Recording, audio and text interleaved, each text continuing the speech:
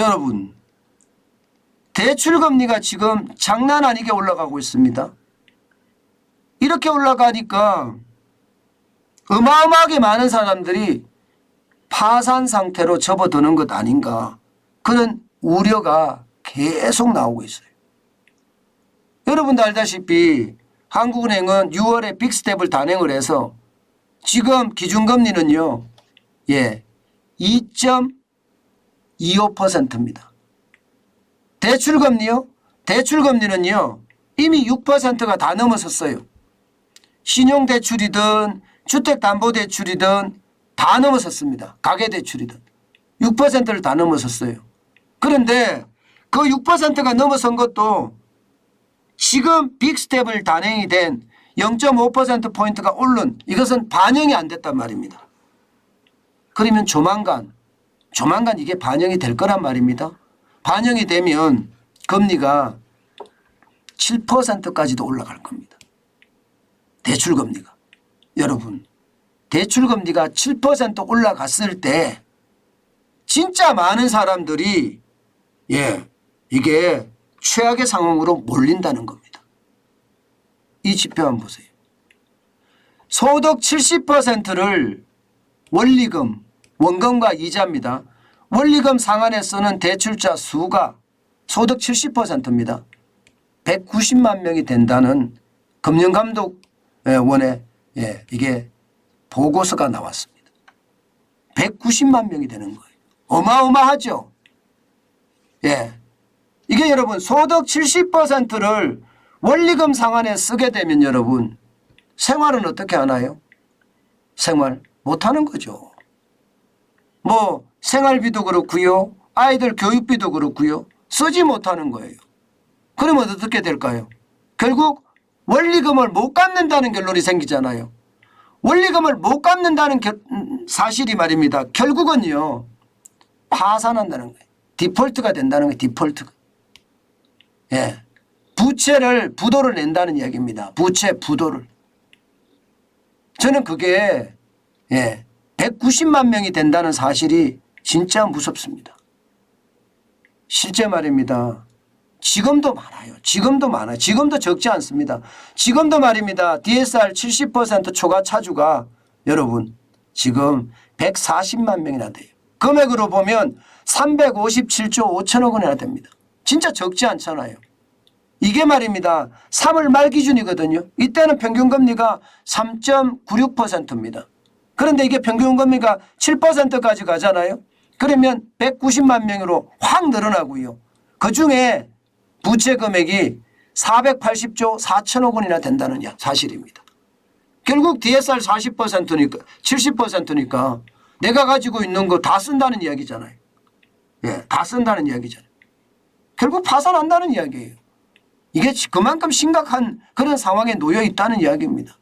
그런데 한국은행 입장에서 금리를 안 올리자니 외국인이 빠져나갈까 봐, 대한민국 경제가 무너질까 봐 겁나고, 지금 올리자니 지금 취약차주들이 파산할까 봐 겁나고, 참 진퇴양난인 것 같아요. 진퇴양난. 이러지도 저러지도 못하는 최악의 상황. 그래서 등 떠밀려서 금리를 올릴 수밖에 없는 그런 불쌍한 상황이 됐다는 겁니다. 더 심각한 것은 여러분, 이 190만 명 중에 말입니다. 이 190만 명.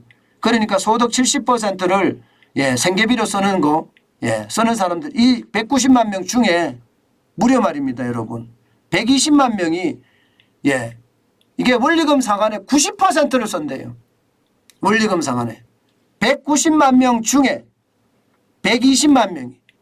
그 금액도 336조예요. 그러면 여러분, 이분들은 어떻게 할까요? 이거는요, 원리금조차 갚지도 못한다는 거예요. 원리금조차 갚지도 못한다. 소득에서 소득세나 건보료를 차감하고 대출 원리금을 갚지 못하는 차주가 120만 명이 된다는 거예요. 엄청나잖아요. 저는 제가 최악의 경우 190만 명이 파산할 수 있지만 적어도 120만 명도 최악의 상황에 몰려있다는 뜻입니다. 그만큼 말입니다. 상황이 지금 좋지 않다는 이야기예요.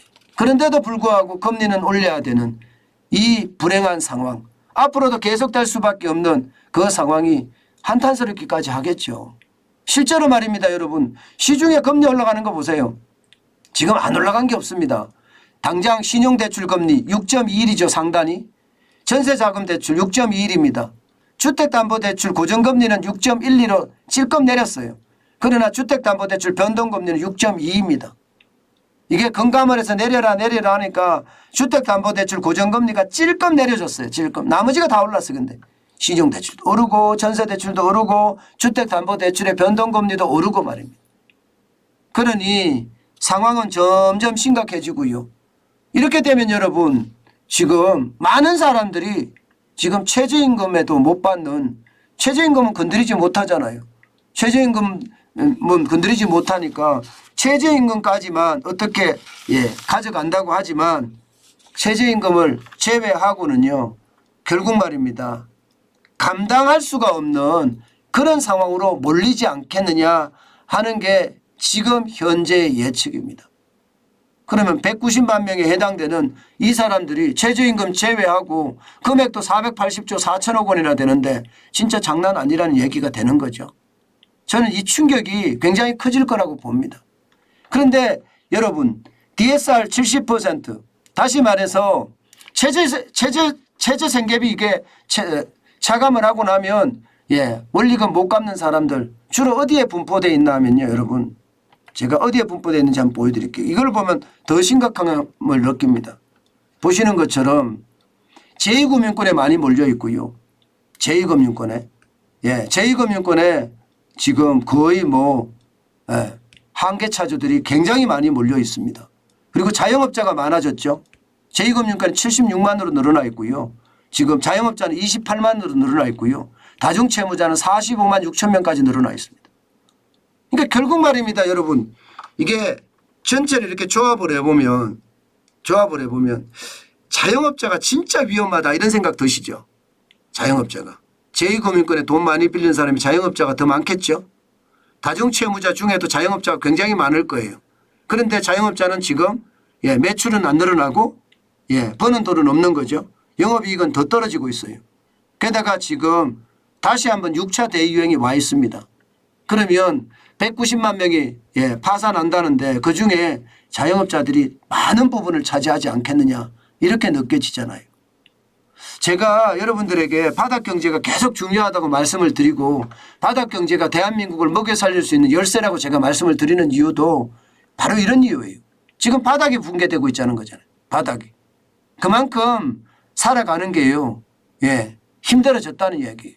자영업자가 이렇게 어려워지면 자영업자가 대한민국이 차지하는 비중이 600만에 줄어서 550만 명입니다. 550만 명이 최악의 상황으로 점점 떨어진다고 생각을 해보세요. 그러면 물론 잘 되는 데는 있겠죠. 다 안 되지는 않겠죠. 잘 되는 것도 있을 거라고 생각을 하는데 안 되는 것도 있을 거 아니에요. 근데 안 되는 곳이 지금 훨씬 더 많으니까 문제죠. 지금 이대로 가면 진짜 우리 경제 전체에 자영업자 어떤 부채가 어마어마한 폭탄이 돼서 터질까 솔직히 겁납니다. 그 어느 때보다 장사라도 잘 돼야 되는데 장사가 안 되면 어떡하나 하는 생각을 하는 자영업자분들도 굉장히 많을 것 같아요. 여러분 경제는요 지금 그 어느 때보다 위기 맞습니다. 그리고 이 위기를 슬기롭게 극복할 수 있는 방법은요 한 발 더 움직이는 겁니다. 한 발 더. 방법이 그거밖에 없기 때문에요. 한 발 더 움직이면 변화가 일어나고요. 혁신이 일어납니다. 그 변화와 혁신 속에서 우리는 또 새로운 기회를 잡을 수가 있으니까요. 어렵다고 절대 포기하지 마시고요. 움직였으면 좋겠습니다. 움직였으면. 그것이 우리가 우리의 삶을 찾고요. 우리의 미래를 다시 한번 갖고 가는 그런 계기가 되지 않을까 저는 그렇게 생각을 합니다. 현실이 어렵다고 절대 포기해서는 안 된다는 거 아마 여러분도 알고 저도 알고 있습니다.